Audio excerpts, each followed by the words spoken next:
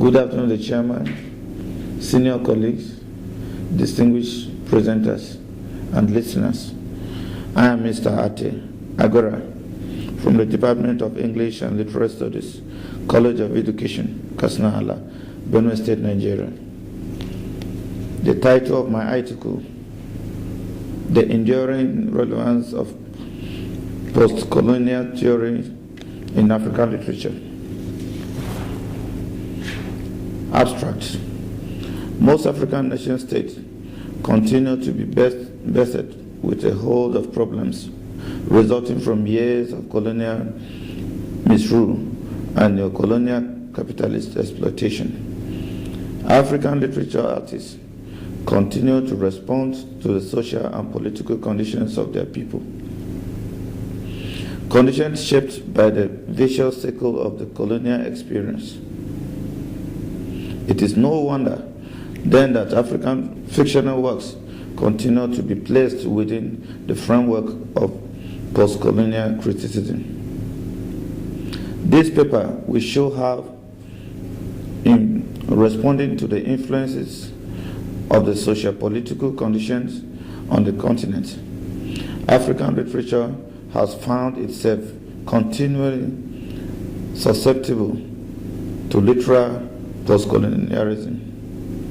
The paper examined the various ramifications of the relationship between the colonial experience and the literary production, and draws the conclusion that post-colonial theory will continue to be relevant in the study of African literature for as long as present social and political conditions continue to maintain a link, no matter how tenuous, to the continent colonial experiences. The paper used selected works of Ben Oakley to show how post-colonialism concerns with the hegemonic practices of the West has become contemporary world. In this contemporary world, colonial and post-colonial independence ideology formations in their political and cultural manifestation continue to play a pivotal role in maintaining the power structures that differentiate the North from the South, the rich from the poor, the center from the empire. Introduction. Post-colonialism, both historical and literal, emerges as a result of colonialism. Historically, it refers to the rupture signifying the ends of colonial rule in Africa, Asia, the Pacific, South America. In literary terms, post-colonialism refers to the discourse which deals with the effect of colonization on culture and societies. Ashcraft, Post-Colonial 168. Post-colonialism gives another perspective in seeing the relation between the colonizer and the colonized. It questions the validity of the assumptions that the colonizer's culture is better than that of the colonized. Post-colonial criticism emerges distinctively in the 1990s, its basic concept having been crystallized in earlier works such as Edward Said, 2 books, Orientalism and Culture and Imperialism, 1993, Gayatri Speaker in Other Worlds, 1987, B. Ashcraft, The Empire Writes Back, 1989, Homi Bahar, Nation and Narration, 1990. Despite its appearing and gaining ground in so recent times, the roots of post-colonial criticism goes as deep as the events of colonialism. The relevance of post-colonialism theory. Probably no term within literary and critical study is so hotly contested at present as its term post-colonial. Amadi Singh describes post-colonial theory as badly overextended, being applied in ways that makes little sense, including in historical era that predates the modern concept of empire or nation. Ben Oakley and postcolonialism. In this context, we are using Ben Oakley as postcolonialism theory as a case study. A postcolonial reading of Ben Oakley works proceeds from his background, not just as an African novelist, but also as a man whose life story evinces the very features that are the trademark of postcolonial ethicists.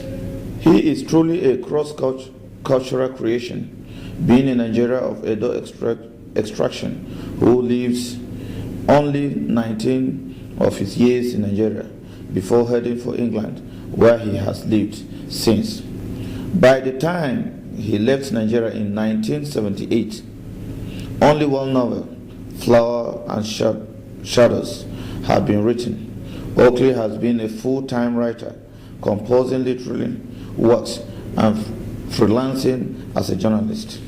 In the course of this active career, several awards attest to the skills and ability of the author. Among his awards are the Paris Review, Aga Khan Prize for Fiction, and the Booker Prize, which is open to British and Commonwealth writers. Osby, 53. He was born of Olhobo ethnic stock in the Gwari country of northern Nigeria. He spent his childhood in England, his boyhood among the upland, Olhobo, and Ishakiri of the Niger Delta, worked briefly in Lagos, and served his literary apprenticeship in London. He loves Yoruba oral traditions and is deeply stirred by the imaginative truth of the Yoruba gods of the road. But his literary appetite is Catholic. It is not precisely clear that influenced his association with the metropolitan institution such as the British Council and the Booker Foundation have had on the content of his work.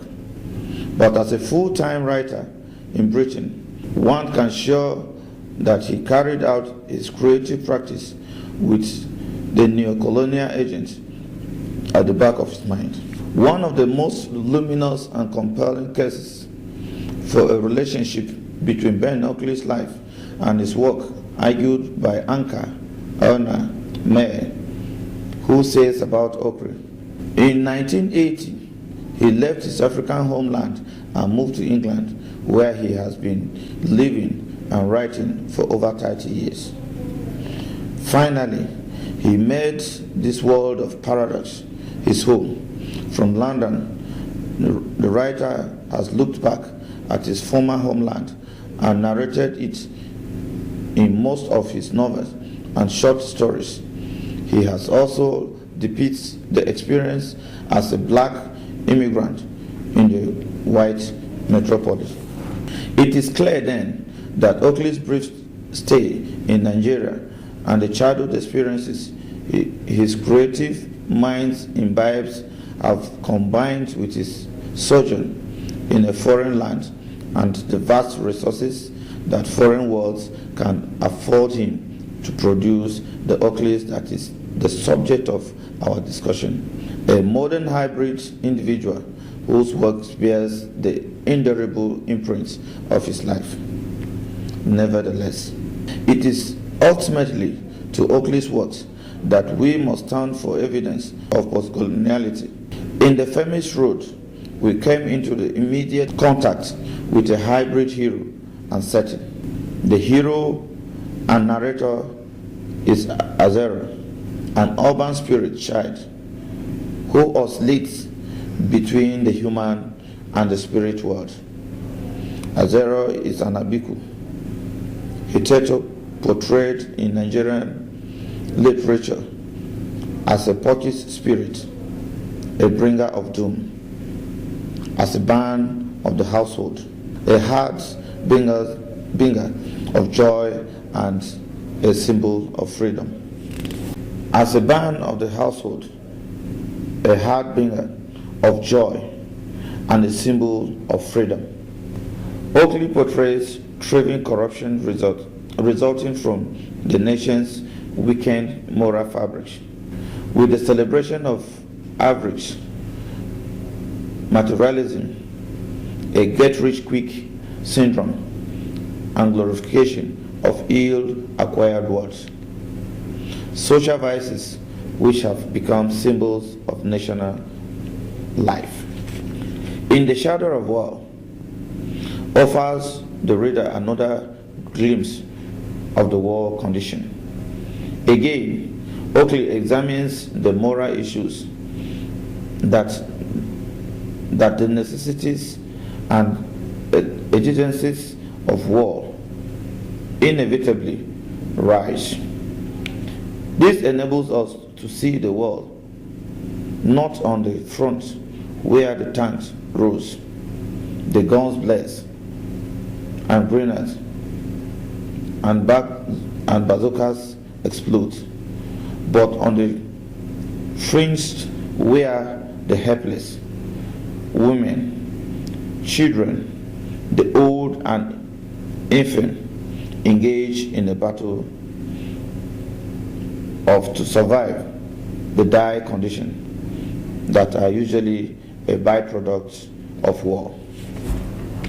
Conclusion. African literature marks the endeavor of a people whose continent is undergoing the painful processes of transformation from colonial through neocolonial to worldly self-determining nations. African literature has therefore become part of a rebellion against the impunity of the colonial creation, whose unpalatable realities provide raw materials for the authors.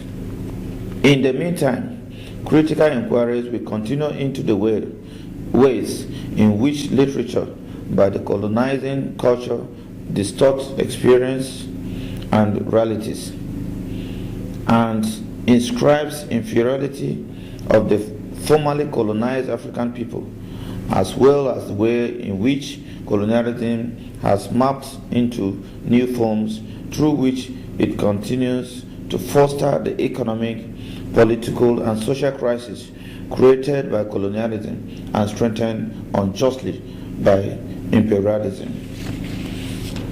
Thank you for listening. I am Mr.